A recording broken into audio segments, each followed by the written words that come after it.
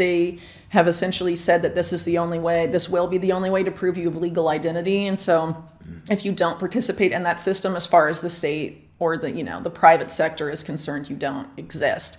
So by not participating in that system, you're inherently excluded from the economic system and really essentially everything. It's going to be a problem, reaction, solution type of situation where they've already made the solution. They've already developed what they want to be the new financial governance system after this new Bretton Woods moment. They just need some sort of big event on the scale of World War II or some large event that's equally disruptive in order to be like, all right, now it's time for a new financial governance system. About a year ago, during the Global Finance Summit in Paris, French President Emmanuel Macron emphasized the need for a public financial shock to combat global warming. Concurrently, World Economic Forum founder Klaus Schwab advocated for a global economic overhaul, asserting that every country and industry must undergo transformation. We need a great reset of capitalism, Schwab stated in an article on the WEF website. Investigative journalist Whitney Webb interprets these developments as the emergence of a new international monetary system, intended to replace the current Bretton Woods framework with one built on blockchain technology. This new system, Webb warns, aims to enable comprehensive surveillance and censorship of our lives. Her concerns are based on statements from global elites and WEF affiliates like Macron, as well as Mark Carney, former governor of the Bank of England and the Bank of Canada, and the UN Special Envoy for Climate Action and Finance, who identified digital IDs, central bank digital currencies, and environmental, social, and governance criteria as the three pillars of this new world order. In a discussion with Mark Goodwin of Bitcoin magazine, Webb highlighted that all world governments are advancing this new world order agenda, supported by the ultra-rich, including Silicon Valley executives like Larry Fink. Fink aims to tokenize all existing assets and natural resources. Webb warns that this would turn everything from forests to rivers into commodities owned and traded by the super-rich, further consolidating their power and pushing them closer to total domination. She emphasized the critical importance of digital IDs and the tokenization of the natural world in these plans, cautioning against the potentially disastrous outcomes if Schwab's vision, supported by figures like Macron, comes to fruition. Stop. You don't have time. Don't miss out this 2025 bull run. Educate yourself first ahead of the crowd. We have created the ultimate step-by-step crypto cheat guide that will guide you this bull run. Unlock the secrets of crypto and make smarter investments today. Now by clicking on the link below to get your exclusive copy just under $10. In this context, I think the digital ID is a key enabler of the surveillance, knowing what everyone is doing at the transactional level and being able to tweak that micromanagement based on a person's activity, because the digital ID isn't just limited to the financial system, right? It's like your travel, your health history, your career history, your education credentials, your access to telecommunications, social media, the internet. With the new AI era, right, they can fuse all that data, analyze it, and depending on how they develop that AI algorithm, use it to control people really in unprecedented ways. I think the digital ID and the CBDC and its private sector equivalence project is something that we're always sort of intended to be the same system. So there's documents from the UN, from the BIS, and related groups that are sort of that have been working on this for years. That essentially frame one as essential to the other, using words about, this is inclusionary, the whole, marketing behind digital ID is that everyone needs a legal ID because otherwise they're unable to access essential services, right? And so the idea is we all have to be included in the system, and they directly link that to the concept of financial inclusion and banking the unbanked, which you brought up earlier. But inherently these systems actually function in an exclusionary way, based on how they've been set up. They have essentially said that this is the only way, this will be the only way to prove you have legal identity. And so if you don't participate in that system, as far as the state or the private sector is concerned, you don't exist. So by not participating in that system, you're inherently excluded from the economic system and really essentially everything. So you have to onboard to the surveillance state or be excluded from everything. So it's, being marketed as inclusion, but it's really inherently exclusionary. How does this system get triggered? How do we move into the Mark Carney-ism? Well, I think they sort of give it away when they say that this is the new Bretton Woods movement that needs to be seized. So Bretton Woods was what came out of World War II, essentially, and was the creation of a new financial governance system after World War II.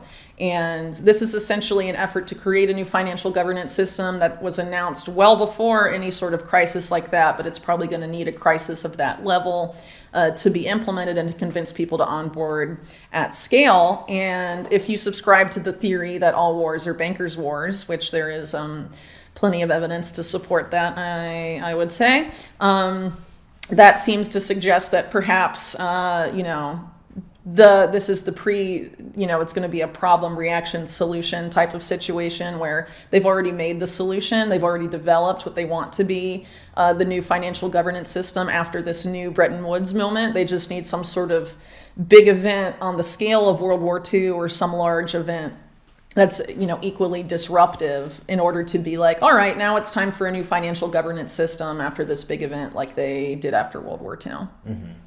Yeah, and I think the thing that's so interesting about this debt bubble exploding is that when you know that the debt bubble is going to explode and you want to explode it into the new system, the way that you sort of trigger that into the system that you want to get the masses to go with you is you actually want to have the most debt obligations on the record, on the board, so that when the system pops, they'll all pop. When the debt bubble pops, every debt bubble will pop. It will be everything all at once. It won't just be like, oh, Japan's fine, the US is it won't work like that. Everything will pop at once. So in this weird way, you actually want to create as much debt as possible right before the pin bursts the bubble, and then you can offer this, hey, we'll service your debt 1-to-1 if you come join this new universal tokenized ledger. Just sign up here, do a selfie of your face and give us your biometrics, and then here you are. The solution has been crafted, and now all the global elites need is a crisis to implement it. However, this won't be a minor crisis. It will entail the complete collapse of the entire global financial system. A large portion of the global population, including honest everyday workers, fathers, mothers, and people caring for aging relatives, will be utterly devastated, while the top 1% of the 1% will reap all the benefits. Whitney believes the impending crisis will be on the same scale, if not worse, than the economic devastation experienced during the Second World War. Following the crisis, central and commercial banks will swiftly introduce digital currencies, urging people to adopt them to recover what they lost during the collapse. However, individuals will only regain a fraction of their losses, along with signing away their privacy and other rights to the global elites. Imagine a world where your meat consumption is strictly monitored, and you can't buy more because you've exceeded your allotted portion. At the grocery store, your purchase gets denied because exceeding your meat quota is deemed harmful to the planet. This is the future Whitney and Mark are warning us about. The plan doesn't stop there. Larry Fink and other elites aim to tokenize everything, including the natural world. This vision includes converting forests, rivers, mountains, and lakes into tradable commodities owned by the super-rich, further consolidating their power and control. Whitney and Mark caution that this could lead to a future where the elites dominate every aspect of our lives, stripping away freedoms and privacy. Well, it seems like in Larry Fink's case in particular, there's a goal, a big ambition there to develop new asset classes that can be used to basically fuel their existing business model and perpetuate it for millennia forward. Mm-hmm. So one of these that I've been writing about for a few years is the whole idea of natural assets, what they call nature's economy. And one of the groups that has been sort of propelling this forward, at least one of the earlier groups, the Intrinsic Exchange Group, which is a product of the Rockefeller Foundation and the multilateral development banking system, has a graphic on their website called The Opportunity, and they show there the existing amount of assets in the world economy, and then show what if we unlock natural assets, how nature's economy, it's like 6 times the amount of existing assets in the economy today. And so as an asset manager, BlackRock being able to unlock and take control of as many natural assets as possible that aren't currently part of the financial system is obviously a way for them to perpetuate what they do and deepen and expand their control over not just people in the existing financial system, but really over the natural world as well, and essentially turn everything alive into a tradable Wall Street financial product. And the goal, as Fink has stated, is to have all of this on a universal ledger. on blockchain, presumably, and have it be, trackable and surveillable, which is interesting if you look at it through the context of risk management, which is something that Larry Fink is very open as having been one of the guiding lights of his whole career.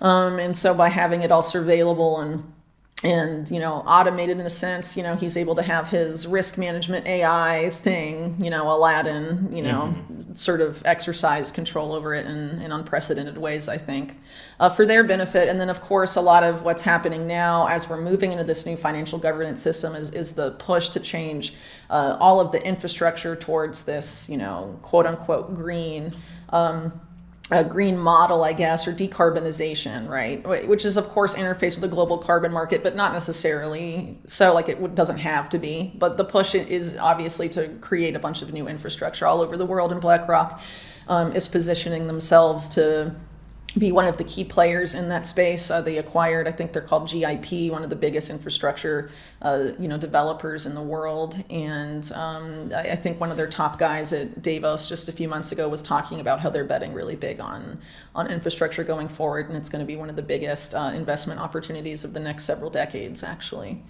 So I think they're quite ambitious, and if people aren't aware of this, I'm sure they'll get away with it, but we'll see.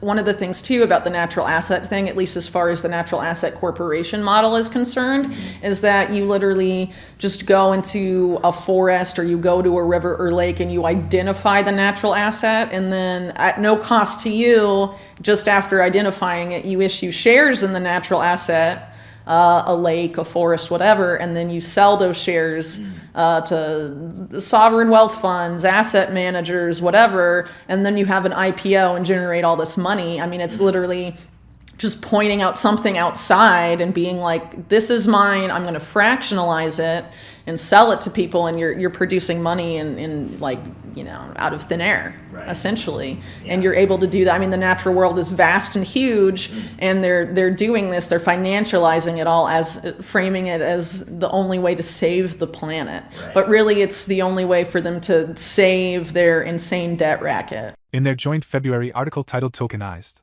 BlackRock's plan to own the fractionalized world, Whitney Webb and Mark Goodwin issue a stern warning about BlackRock and Larry Fink's intentions. They argue that BlackRock aims to create a panopticon of tokenized assets using Americans' retirement funds under the guise of ownership. This plan would connect all aspects of ownership to centralized databases, walled identity gardens, and fractionalized reserve assets, all managed on private blockchains controlled by Wall Street banks. Despite internal disagreements, the factions within Davos support this plan as it aligns with the goals of Agenda 2030, requiring both compliant cooperation and compromised corporations. Whitney and Mark stress that this model of cronyism and cartelism, embodied by Fink and his Wall Street allies, is a far cry from true free market capitalism. The real issue, according to Whitney and Mark, lies not just in the plans themselves but in the half-truths perpetuated by those promoting them. These elites demonize anyone trying to expose their agenda, making it difficult to stop the impending disaster before it is too late. Their influence is so deeply embedded in every aspect of society that it would take nothing short of divine intervention to halt their progress. This is why figures like Whitney emphasize the importance of exiting the system to protect oneself from the looming threats. What are your thoughts on Whitney's warnings and predictions of an impending collapse of the global financial system? Share your insights in the comments section below. For more Daily Dose Crypto news, check out these two awesome videos on your screen. Click now and we will see you on the next video.